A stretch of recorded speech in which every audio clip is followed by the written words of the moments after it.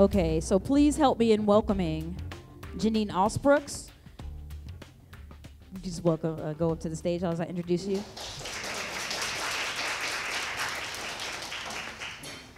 She is with the National Alliance on Mental Illness. She is their outreach liaison. She's their office manager.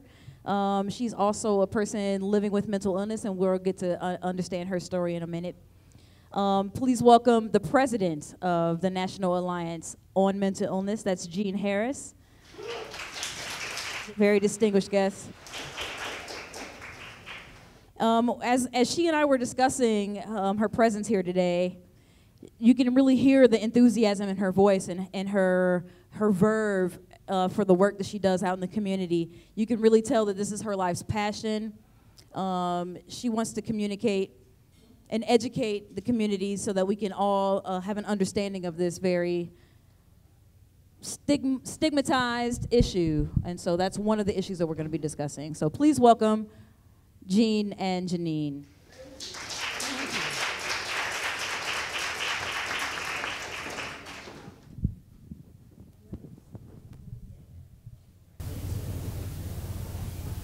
I want to thank you all for inviting Janine and I today, and it's quite appropriate. Even though this is Mental Illness Awareness Month, everybody in this room is probably aware of the incident that took place on Thursday of this week when Congress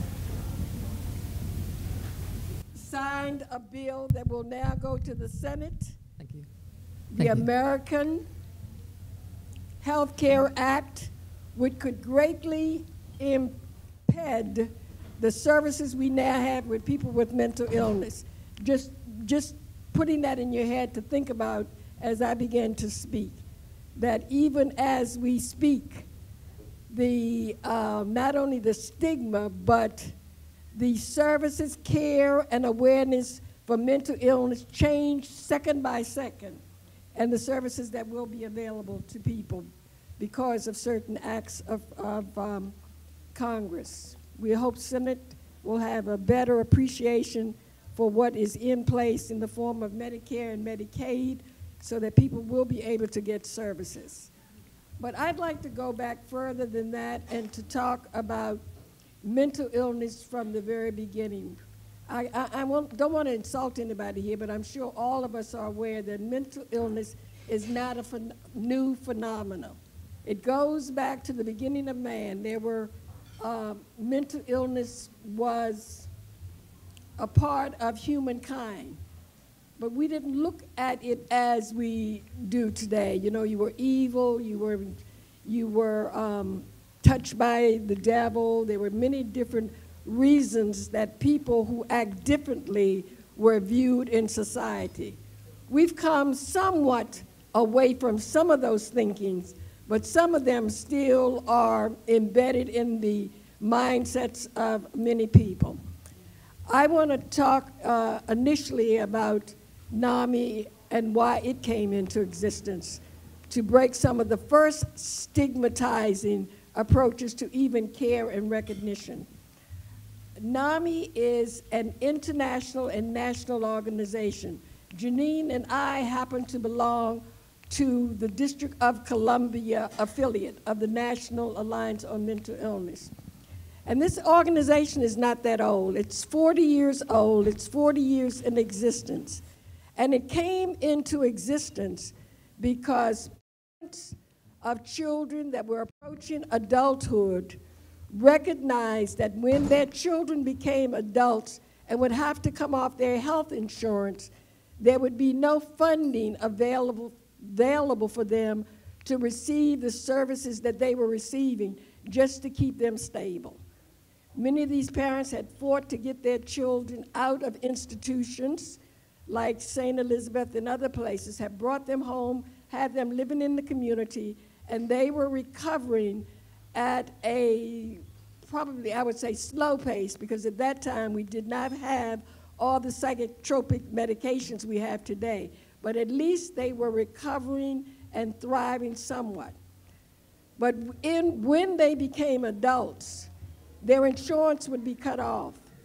And the parents' fear was their children would have to be institutionalized and sent back to institutions for the rest of their natural lives, because then we still did not have the medicines that we have today. So this group of people, no more than 10, sitting around a kitchen table in Wisconsin, talking and planning and strategizing.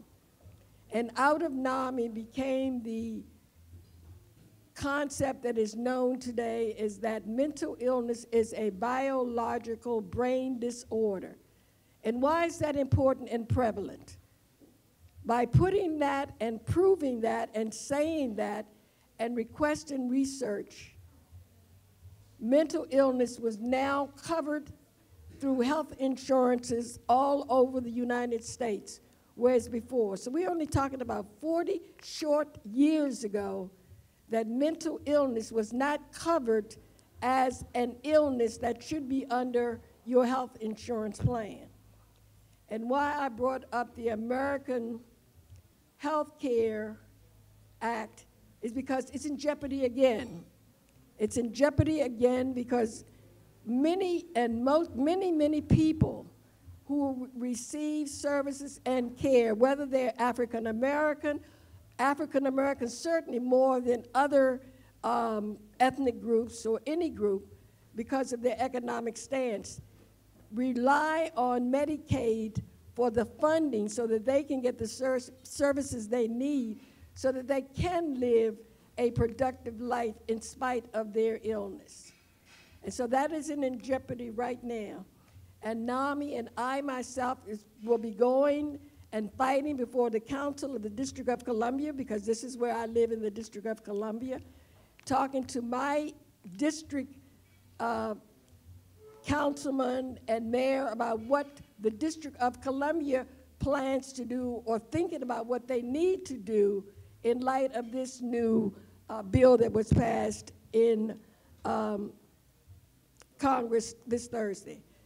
When I first was invited here, that was not the premise of where I wanted to go, but after Thursday, it became that we not let a second go by and ignore the changes that could occur in light of what is now being placed, now what the Congress has done. And the other part I wanted to talk about is stigma. When we say that persons are stigmatized, I often think about how that came into being. And I recognize that many times the profession itself helped to encourage the stigma, and now we need to back out of that. I am a registered nurse. We didn't talk about that, but I'm a registered nurse by profession. I have a master's and a bachelor's from Catholic University.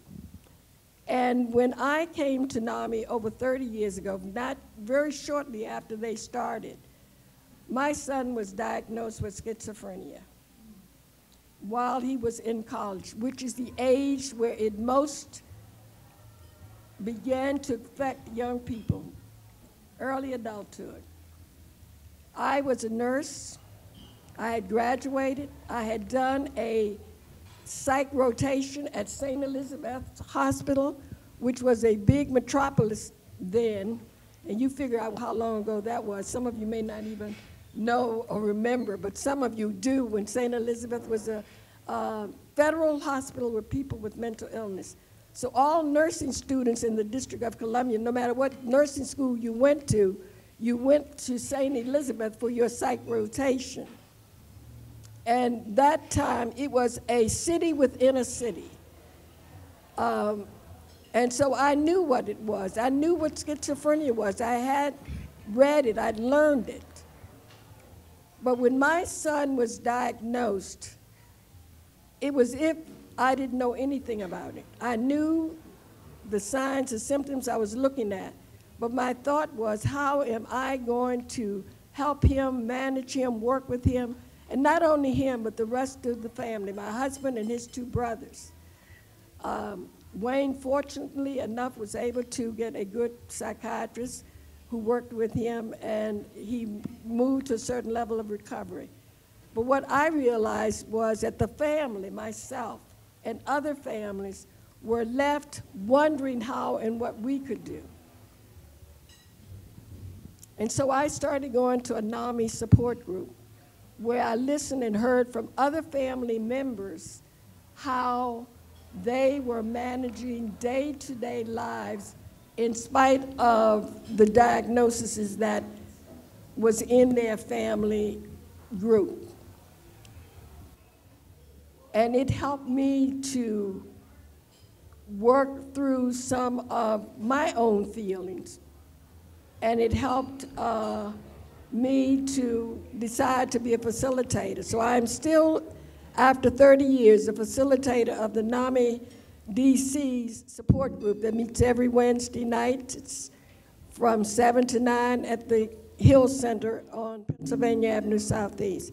But the point I was making is that even then, stigma was introduced. And I would thought, well, why are we doing this? Psychiatrists would treat a patient, but would tell them, don't tell anybody that you have a mental illness. Don't put it on the job application. So we built in the stigma, and now we are wondering why it's there. And I often struggle with that. I wanted people to know that my son had a mental illness. I wanted him to be respected for who he was. But there still was a fear, even within the professional community. And I remember, I guess it was about 2 months ago, we were at the Capitol. Janine and I went to another hearing at the Capitol. And one of the psychiatrists there was one of the earliest psychiatrists who had worked with a lot of people in the district and at John Hopkins and other places. And I made the comment I'm making there. You know, in the beginning, psychiatrists were telling folks not to tell anybody because it might hurt your job, it might interfere with your life. And the psychiatrist there said to me, I was one of those psychiatrists, but now we know better, because what we're saying now is own it and work through it, because recovery is possible. I know that, seeing what I've seen in the times that I've worked with NAMI. That was one of the points I wanted to make, that recovery is possible. We now share hope. We look for ways that will help people get better. We know there's still lots of barriers. We know that there are few people of color who are in the psychiatrist or even psychologists to help. We know that there's a cultural barrier. All of these things we know, and gradually we need to work towards not only opening the eyes and helping individuals, but also including and encouraging people to go in fields where they can be of help in this area. One of the things, and I always kind of summarize where I want to stop and then let Janine go on, is that I told you in the beginning I was a nurse. Well, I was a nurse at the National Institutes of Health. Mental health was not my clinical background. I got involved with NAMI because of my son, not because of any clinical experience I had as a nurse. But I was at NIH in the late 70s, early 80s, when the first 2 AIDS patients were admitted to the hospital. The first 2 individuals they brought from San Francisco, they brought them to NIH, and they were in the infectious institute. Dr. Fauci, whose name is well-renowned, it was all involved, he and I were like new kids on the block. I mean, I was a young nurse then, he was a young doctor. He's much famous than I am, because everybody knows Dr. Fauci's name now. But the point I always make to people is that that was a short time ago.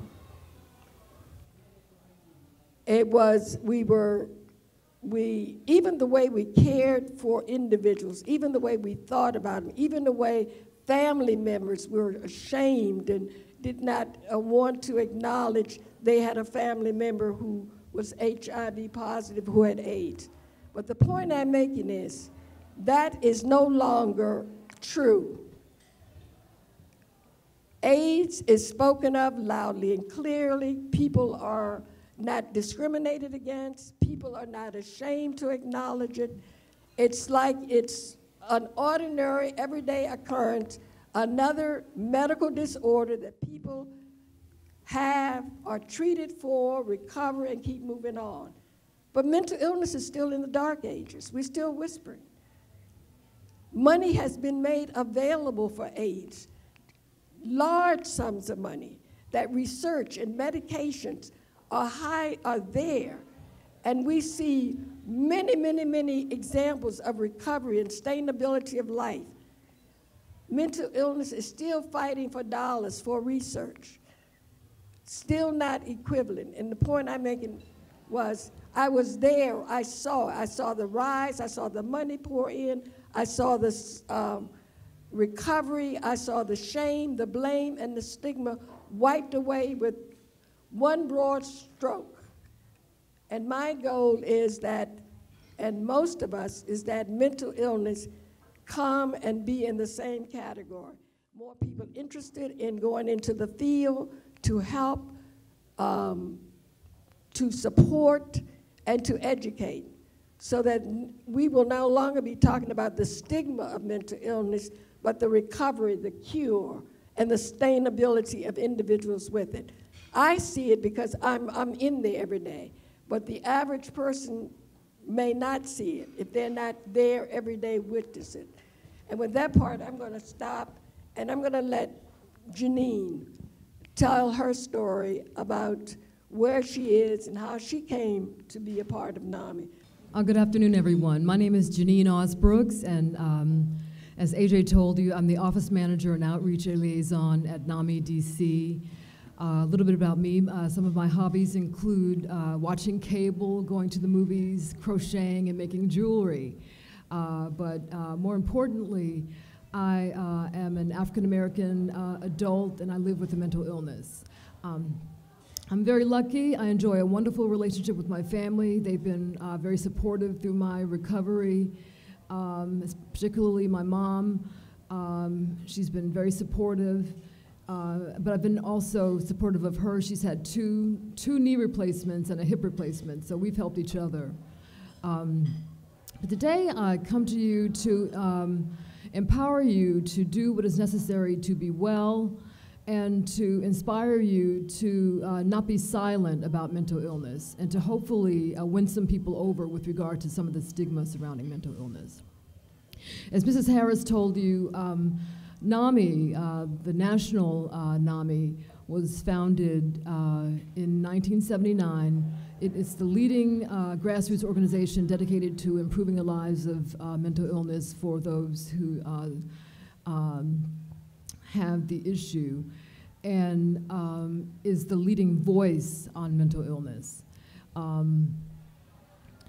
The local DC chapter of NAMI, or NAMI DC, was founded a few years later by an African-American woman named Marion Kane. And Mrs. Kane had a son with schizophrenia, and she was dissatisfied with the services that existed in DC.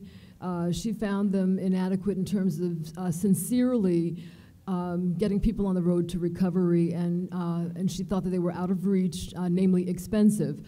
So she founded NAMI DC in 1981. NAMI DC provides referrals to core service agencies in the city, as we are allied with the DC Department of Behavioral Health. The DC Department of Behavioral Health manages all of the core service agencies in Washington. An example of what we do is if a person is de-escalating from a mental health crisis, and if they don't know where to go, or if their family member doesn't know where to go for help, they'll call us and we'll provide a referral or give them the information that they need so that they can do what they need to do. Mental illness is a condition of the mind, and as Mrs. Harris was telling you, that is characterized as a brain-altering chemical imbalance that affects a person's thinking, feeling, or mood, and their ability to function on a day-to-day basis. People with mental illness share similar symptoms, though their experiences may be different or varied, and the diagnosis may be the same. What I would like everybody to remember and to take home with them is that though a person may have a mental illness or a diagnosis, is that it's not the end of the world. With treatment, whether it's medication and or therapy, there is hope for recovery. Recovery is possible. What I'd like to say is that we, as African Americans, or African Americans, are a resilient people, and we have a lot to be proud of. We have overcome enslavement, discrimination, and barriers to housing, education, employment, healthcare, all kinds of things. Examples are on the wall here at Busboys. We have the wonderful pictures of the African Americans who have made great strides in our community. We have our African American inventors like Dr. Charles Drew with our blood plasma banking,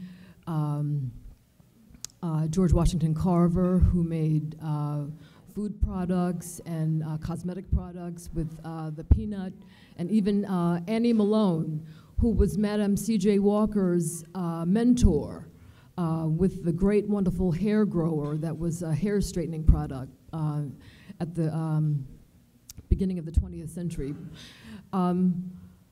And we've even enjoyed an African-American president for 2 terms, 8 years, who, in my opinion, was successful in lifting the emotional disposition of all Americans, especially African Americans, for the hope of a better tomorrow.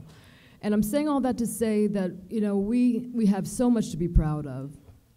And for the most part, we as African Americans have enjoyed good mental health. But however, there are many of us who require mental health treatment, and including myself. African Americans are less likely to seek treatment for mental health than are white Americans. That's a fact according to statistics. And according to NAMI and research they found through the Department of Health and Human Services Office of Minority Health, African Americans are 20% more likely to experience a serious mental health condition than the general population. Common mental health disorders include major depression, attention deficit hyperactivity disorder, suicide among young African American men. The death rate from suicide for African American men is almost 4 times that for African American women. And post-traumatic stress disorder, or PTSD, because African Americans are more likely to be victims of violent crime. African Americans are more likely to encounter factors to enhance the risk of developing a mental health condition such as homelessness. 40% of the homeless population is African American, and exposure to violence. Because which increases the likelihood of a person developing a mental illness such as depression or anxiety or post-traumatic stress disorder or PTSD, because African American children are likely to be exposed to crime than are children from other ethnic groups.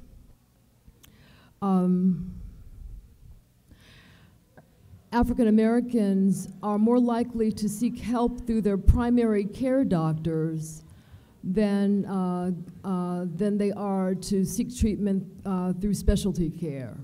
That's another statistic. That's something that we do as African Americans. I know that most of us probably have an orientation or a working understanding of stigma, but I'd like to give a definition. And Mrs. Harris talked a little bit about it. Stigma is a mark of shame or disgrace or an unfair belief about something. And mental illness is frequently stigmatized or misunderstood in the African American community. And what I think is that many African Americans fall victim to stigma and do it to themselves. We destigmatize ourselves. And I'll use myself as an example.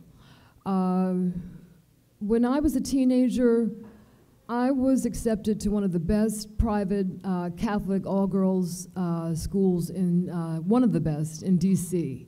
And I performed well in the first semester of my freshman year. But in the second semester and in my sophomore and junior years, the curriculum grew more challenging. And this made me very depressed. And I didn't handle it that well. I would go home, I would not do my homework, I would watch TV and go to bed. And my guidance counselor at my high school offered therapy, but nothing ever came of it because my family thought that they had some concerns about me seeing a psychiatrist so young, so early on in life. And they thought that basically all I needed to do was buckle down and perhaps get tutoring, which is what ended up happening. For me, the idea of seeing a psychiatrist sounded glamorous. You know, I see a psychiatrist or I see a therapist.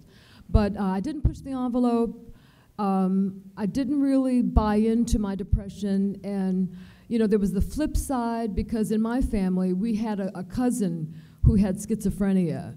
And he didn't really act right. And he was homeless. And at that age, my attitude was that, you know, that was his problem. That was his reality and not mine. You know, we destigmatized ourselves because of our own orientation, and our fear of the unknown is basically what had happened. I didn't continue after my junior year at that school. I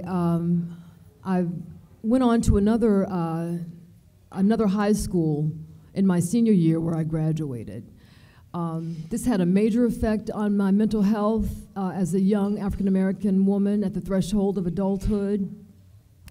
You know, I found out early on that I couldn't keep up because, you know, this was, the private school was a predominantly white high school. And if you did well there, you could continue on to a school like Harvard or another Ivy League school.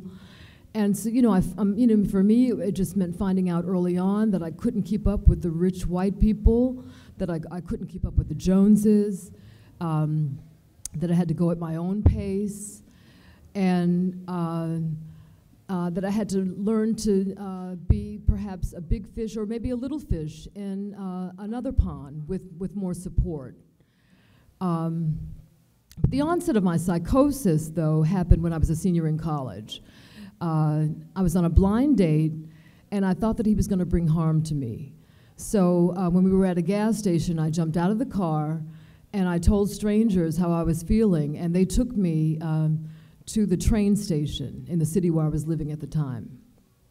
I told another stranger how I was feeling because at that point I thought that the Greek mafia was out to get me, and that stranger gave me a train ticket to New York.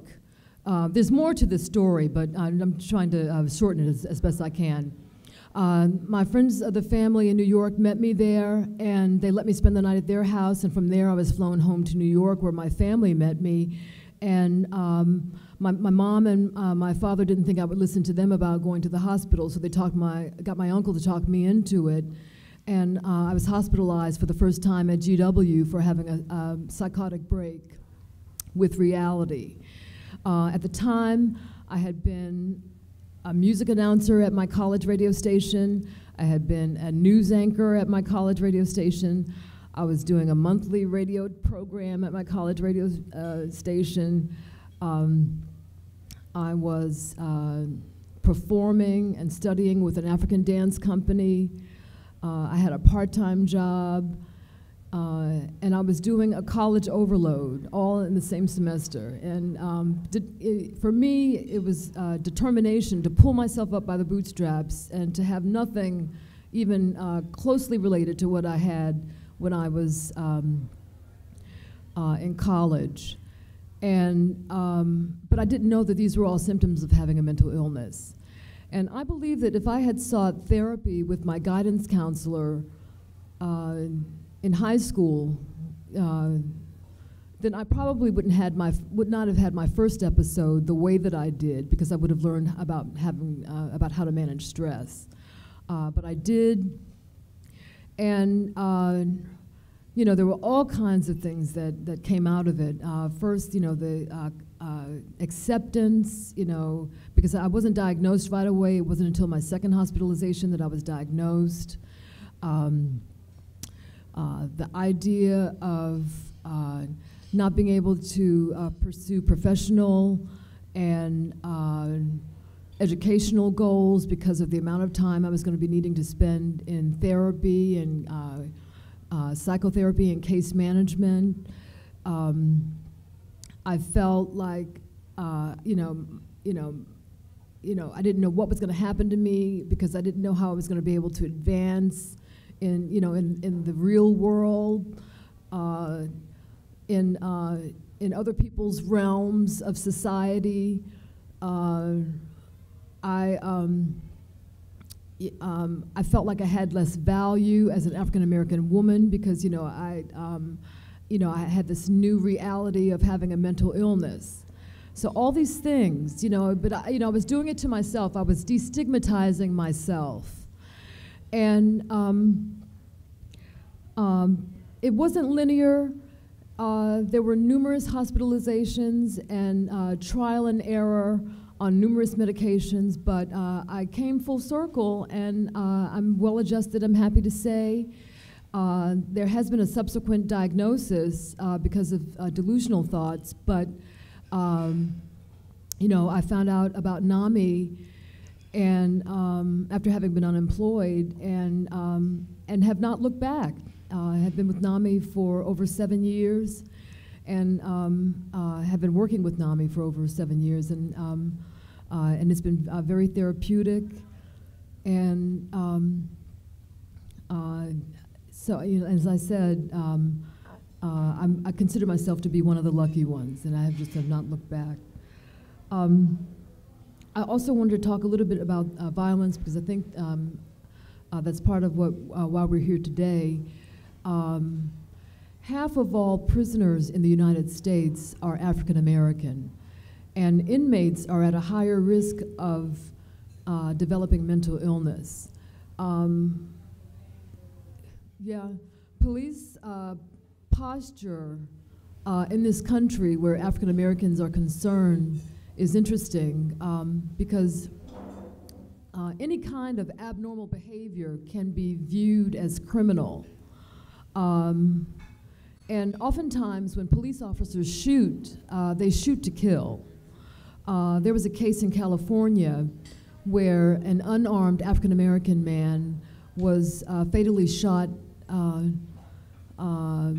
during a psychotic episode. His sister called the police because she wanted assistance with getting him under control because he was having a psychotic episode.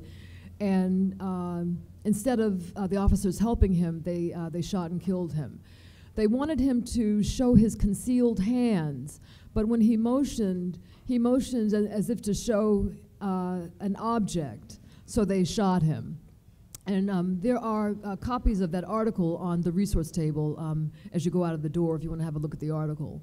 But this is the kind of thing that, this isn't the only case of where a mentally ill African-American person has been fatally shot in this country. I mean, there are cases like this that have happened frequently in our recent history.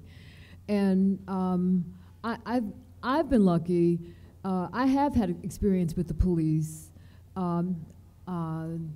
There has been violence. I have had my person taken from me. I was doing things to keep my weight down, like walking far from home to bus stops and I had my purse taken from me.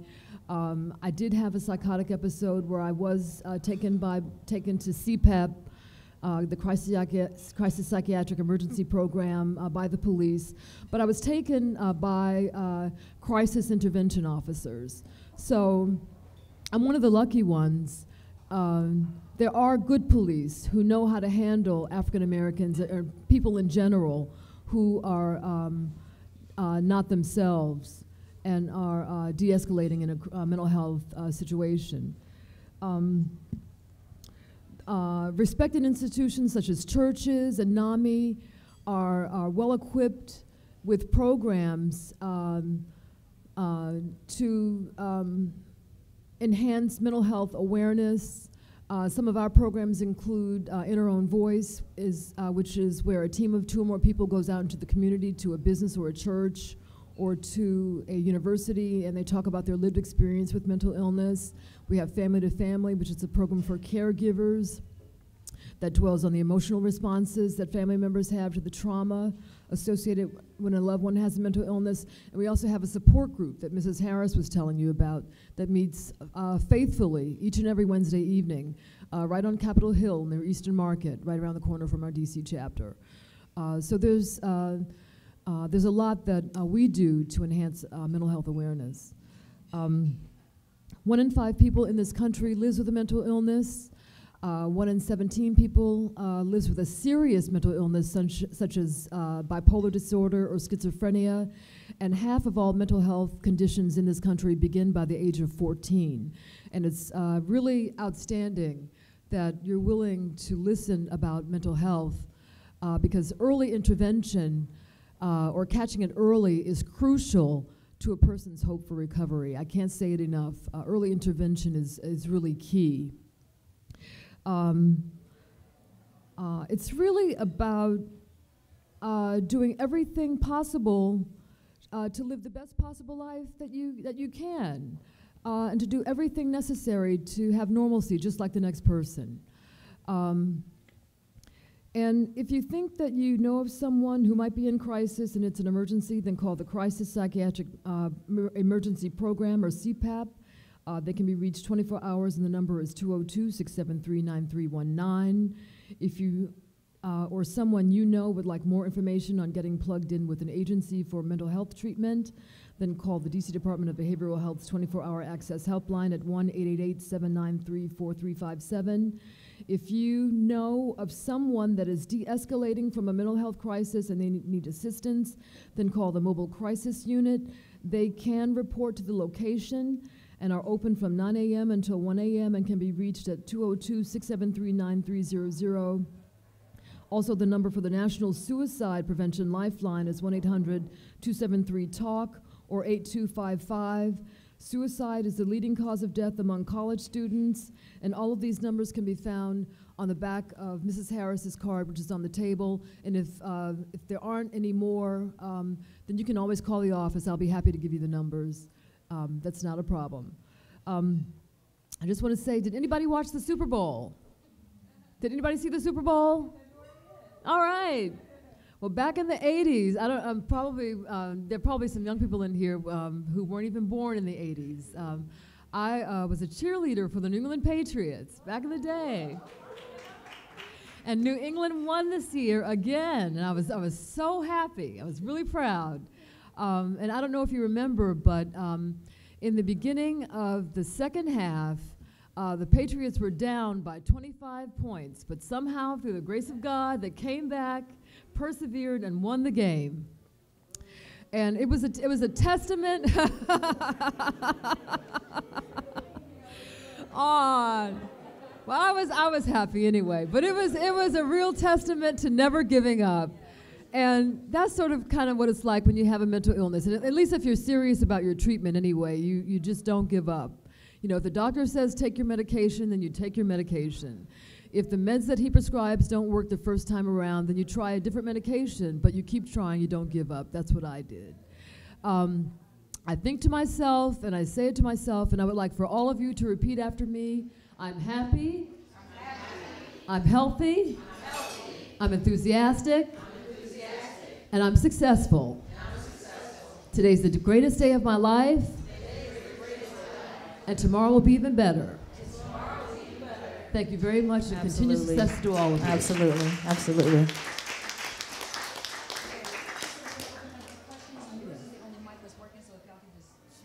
Okay. Okay. All right, so I think we're going to get started into the Q&A portion of it, and I know I have a few questions that it's really addressed to both of you. Janine, you just brought up the incident in California where the gentleman was having a psychotic episode and police shot him. To your knowledge, or to either one of your knowledge, is it part of police training to recognize psychotic episodes? Do they have sensitivity training where their own prejudices and implicit biases come into play, where they can say, well, you know, if a person of a similar background to them was having a similar reaction to a stressor, like being accosted by police or approached by police, are they trained to tell the difference between what is inside them as prejudice or, you know? Yes. In 1988, the police officers began training what are called crisis intervention officers, and they are officers that are specially trained to handle people who are having a mental health crisis. With regard to the crisis itself, they have a category called FD-12s, and the FD-12s are people who are involuntarily admitted. Oftentimes, at least in this area, crisis intervention officers have to take people over to CPAP, which is the Crisis Psychiatric Emergency Program, and oftentimes, you know, sometimes they'll go voluntarily, sometimes they won't go voluntarily. But for the involuntary ones, they're called FD-12s, and those are through the crisis intervention officers. I want to speak to that too, because as well as educating the police, the public, the family needs to be educated as well. I called the police for my son, and I encourage family members to do the same when their loved one become out of control. But you as a parent, a family member, or a friend need to know what information you need to give to the police. When I called, I said my son has a mental illness, he's out of control, he does not have a weapon, and they came. I mean, it was phenomenal. That I don't know why CPAP didn't come, but about 6 police officers came. And because they knew that it was not a domestic violence, they didn't come in and restrain him and be violent with him. They just came in and picked him up and took him and put him in the car and took him to CPAP. But we as family members, friends, associates need to know what information. If they think they're coming for a domestic violence or a crime, they're going to come in with that attitude. But if they know this is someone that's ill, their attitude is different. And Janine already spoke to it. There are police officers who are trained. This is Jean Harris speaking. I would like to see every police have that as part of his or her mandatory training. Right now, it's not. An officer can volunteer to take this training. And the other good thing is happening. We are now giving training to college campus police. Janine has done it once. She's going to do it again, because we know that many instances happen on college campuses that are related to somebody's symptoms, and not because they're bad, they're drunk, they're high on some kind of drug, but because they're having symptoms from an illness that maybe have not been diagnosed, and they need assistance in getting the care they need, not to be treated as a criminal. So we need to know what to say when we call the police. And Janine, yes. And also, what Mrs. Harris was saying is that to date, all officers can volunteer to take the training, but all incoming cadets with the Metropolitan Police Department here in D.C.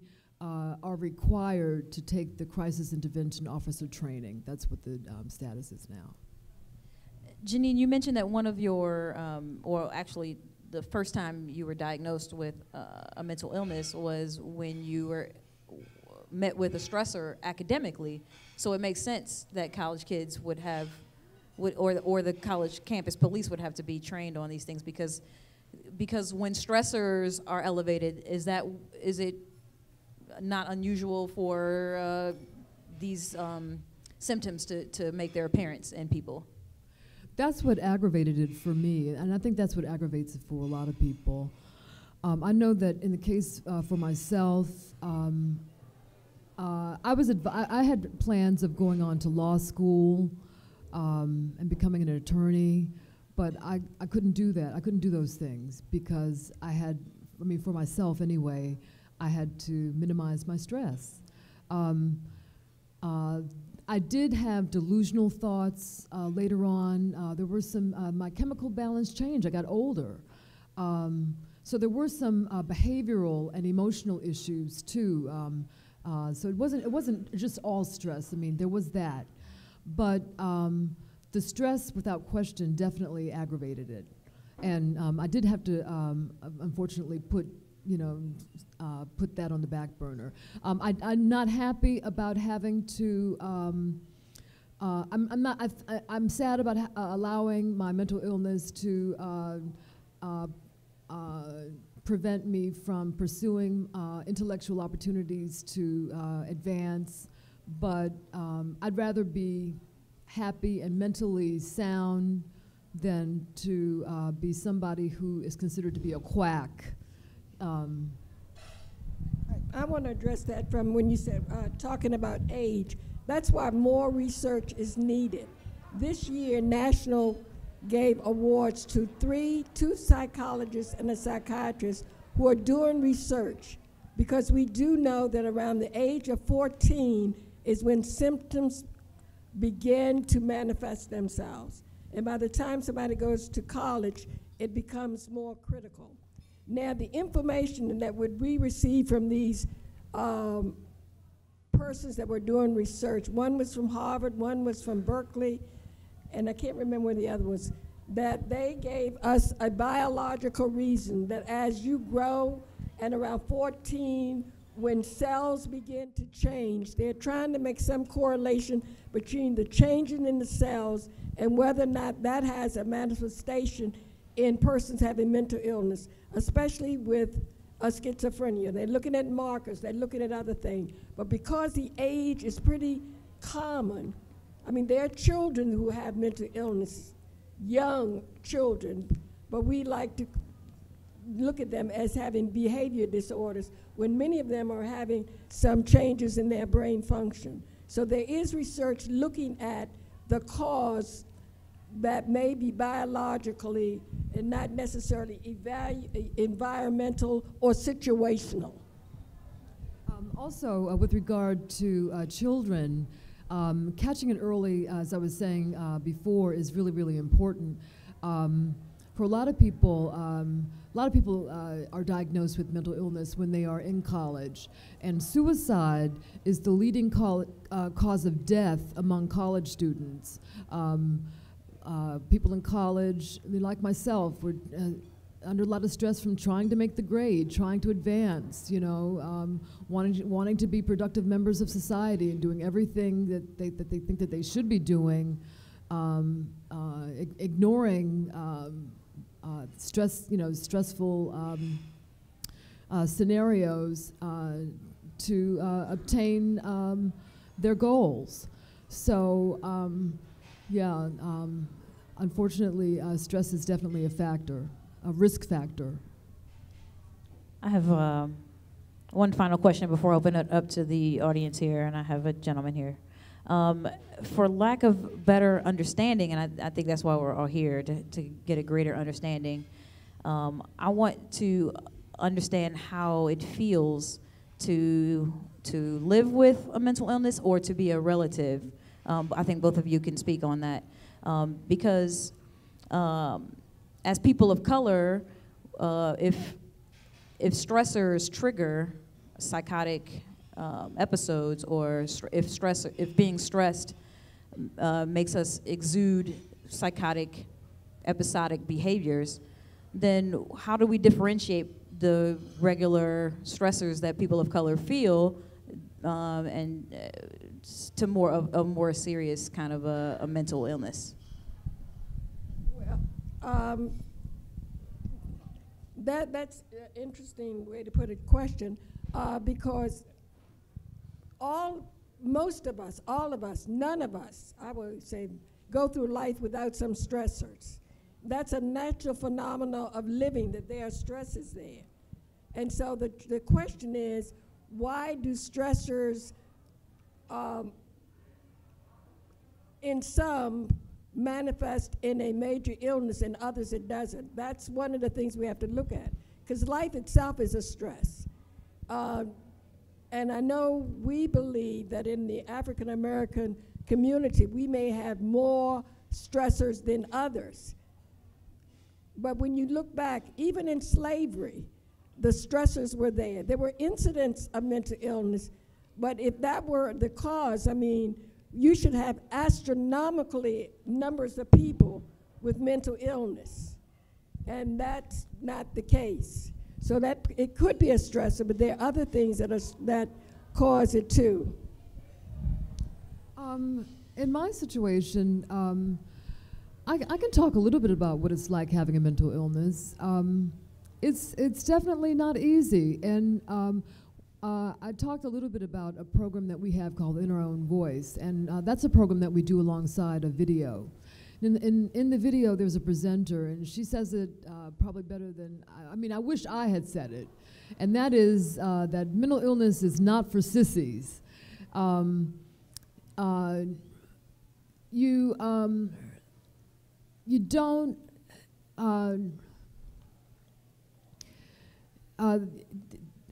you wake up every day, there's depression that hangs over you. Some days you're manic, some days, if it's bipolar disorder, some days you're manic, some days you're depressed. If you're hoping that the meds are going to work, but then, if you work every day, you're hoping that you're going to make it through the day.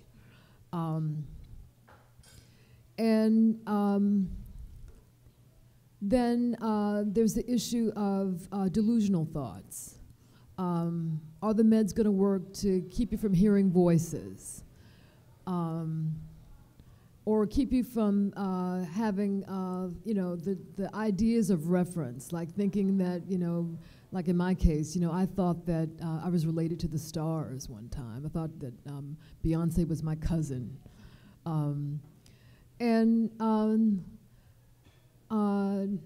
So,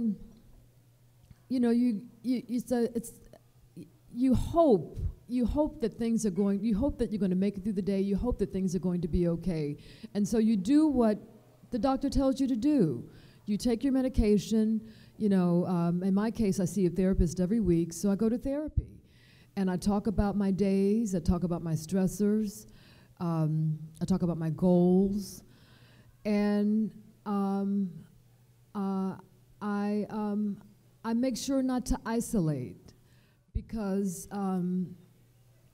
there are people who don't necessarily welcome or embrace mental illness, either because they themselves secretly have it and don't acknowledge it, or just because they dismiss it and are offended by it, or because of whatever their predisposition may be. But they don't necessarily support you. So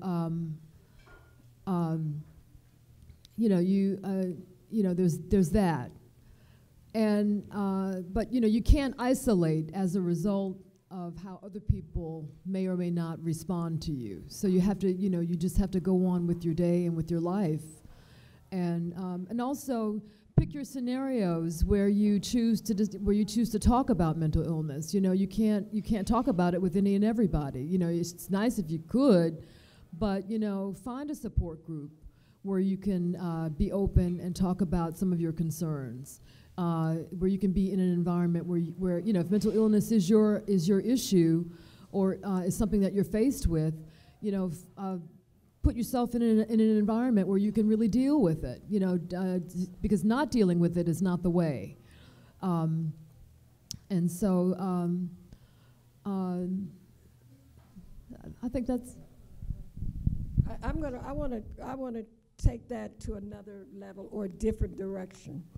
The question was, how do you live with mental illness? Well, how do you live with diabetes?